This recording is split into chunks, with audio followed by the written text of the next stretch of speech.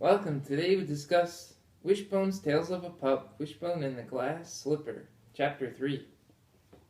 That night, Cinderpup waved goodbye to his family as they left for the ball. Then he curled up on his pile of straw and rested his head on his paws. I wish, he muttered. What do you wish? A friendly voice asked. Cinderpup looked up. It was a fairy godmother. Cinderpup leapt to his feet. I wish I could go to the ball, he told her, to see the beautiful castle and meet the princess. And so you shall, the fairy godmother replied. But how? Asked Cinderpup. He held up his dirty paws. I have no... Tut, tut, the fairy godmother shushed him. Just run into the garden and fetch me a pumpkin. Cinderpup did not know how a pumpkin could help him go to the ball, but he did as he was told. Cinderpup hurried to the garden. He picked the finest oranges pumpkin he could find. His fairy godmother tapped it lightly with her wand. In an instant, the pumpkin turned into a fancy golden coach. And that wasn't all. 6 mice from the kitchen pantry became 6 dapple gray horses. A rat from the barn became a black whiskered coachman.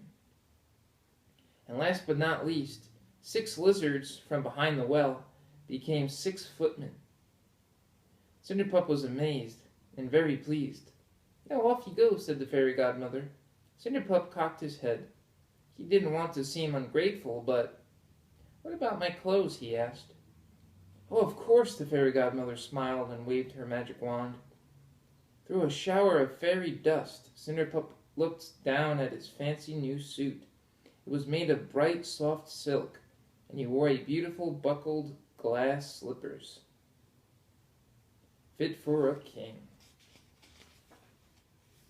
Cinderpup was so happy he could have licked the fairy godmother.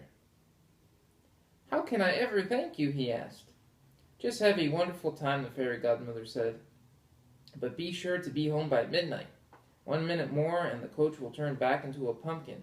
The horses will be mice. The coachman will be a rat. The footmen will be lizards. And your clothes will be just as ragged as they were before. I promise, Cinderpup said with a wag of his tail. Then he jumped into the golden coach and sped off to the ball.